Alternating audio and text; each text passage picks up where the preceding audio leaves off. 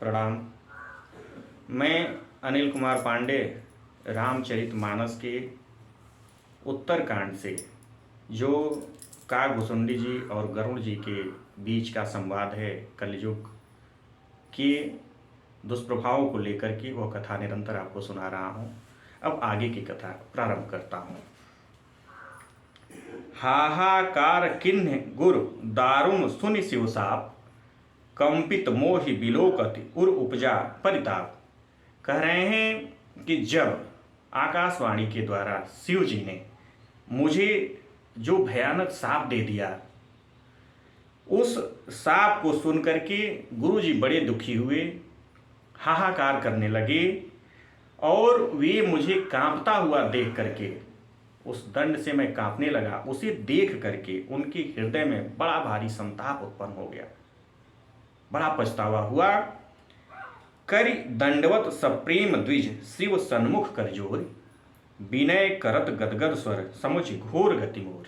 इसलिए वे प्रेम सहित हाथ जोड़ करके दंडवत करके गदगद वाणी से शिव जी के सामने मेरी जो दंड की गति थी उसका विचार करके विनती करने लगे, दंडवत करके विनती करने लगे। वे सोचने लगे कि ये तो बड़ा भारी दंड मिल गया। कैसी विनती करने लगे? नमामि समीशान निर्वाण रूपम, विभुम व्यापकम ब्रह्म वेद स्वरूपम, निजम निर्गुणम निर्विकल्पम निरीहम, चिदाकाशमाकाश वासम भजे हम। कह रहे हैं, हे मोक्ष स्वरूप, विभु व्यापक ब्रह्म और वेद स्वरूप, ईशान दिशा के ईश्वर तथा सबके स्वामी शिव जी, मैं आपको नमस्कार करता हूँ। निज स्वरूप में स्थित, माया आदि गुणों से रहित, भेद रहित, इच्छा रहित, चेतन आकाश स्वरूप एवं आकाश को ही वस्त्र के रूप में धारण करने वाले भगवान शिव को दिगंबर कहा जाता है। दिगंबर का अर्थ है कि वे आकाश के स्वरूप हैं या आकाश को ढक लेने वाले हैं, जिसे कोई नहीं ढक सकता। आकाश ही उनका वस्त्र है, इसलिए उनको दिगंबर कहा जाता है। दिगंबर स्वरूप मैं आपको प्रणाम करता हूँ, मैं आपका भजन करता हूँ, मैं आपका नमस्कार करता हूँ।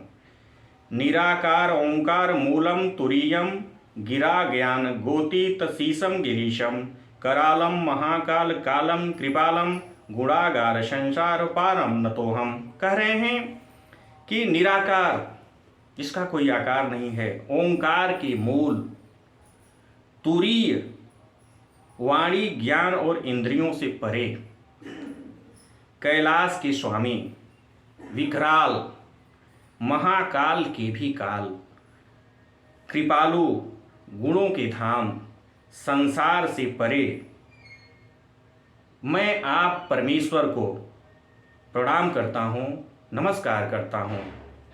तुषाराद्रिशंकाश गौरीम गंभीरम, मनोभूत कोटि प्रभाश्री शरीरम, स्फुरन्मौलि कल्लोलिनी चारुगंगा, लसभाल बालेन्दु कंठे भुजंगा। कह रहे हैं, जो हिमाचल के समान गौरवर्ण तथा गंभीर हैं, जिनके शरीर में करोड़ों कामदेवों की ज्योति एवं शोभा है, जिनके सिर पर सुंदर नदी श्री गंगा जी विराजमान हैं, जिनके ललाट पर द्वितीया का चंद्रमा और गले में भुजंग यानी सर्प सुशोभित हैं।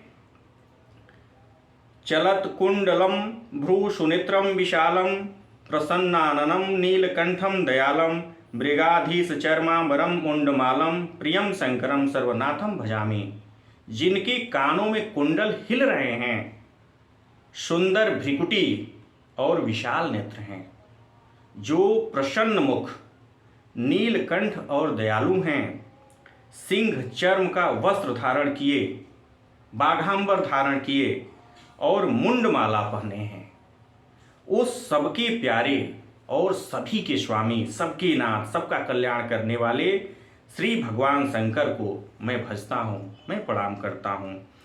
प्रचंडम प्रकिष्टम प्रगल्भम परीशम अखंडम अजम भानुकोटि प्रकाशम त्रयम शूल निर्मूलम शूलपाणिम भजीहम भवानी पतिम भावगम्यम। वंदना कर रहे हैं, ही प्रचंड स्वरूप वाले, रुद्र रूप वाले, रुद्र श्रेष्ठ तपस्वी परमेश्वर, अखंड अजन्म और करोड़ों सूर्यों के समान प्रकाश वाले, तीनों प्रकार की शूलों यानी दुखों का निर्मूल नाश करने वाले, हाथों में त्रिशूल धारण करने वाले, प्रेम के द्वारा प्राप्त होने वाले भवानी के पति श्री शंकर जी को मैं भजता हूँ, मैं प्रणाम करता हूँ। कालातीत कल्याण कल्पांतकारी सदा सज्जनानंद दाता पुरारी चिदानंद संदोह मोहापहारी प्रसीद प्रसीद प्रभो मंथथारी। कलाओं से परे,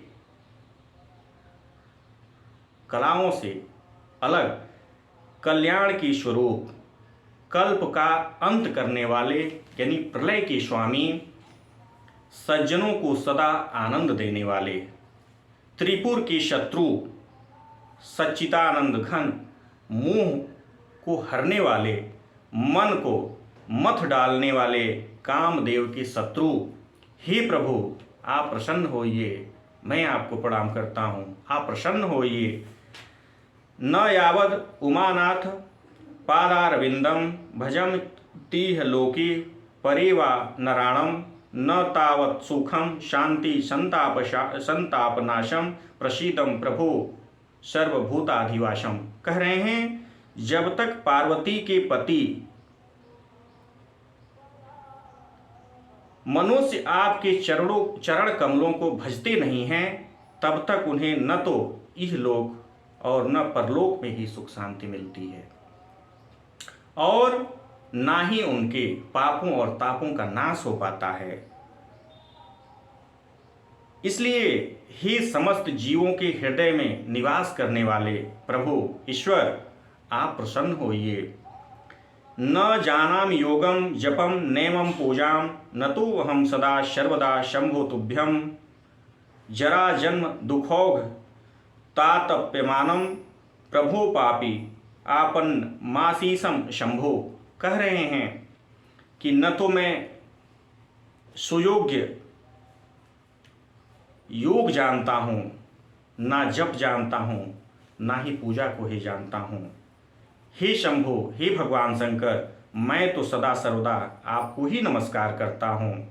हे ईश्वर, हे प्रभु, बुढ़ापा और जन्म यानी जन्म मृत्यु बुढ़ापा आदि दुख समूहों से जलते हुए मुझ दुखी को दुख से रक्षा कीजिए।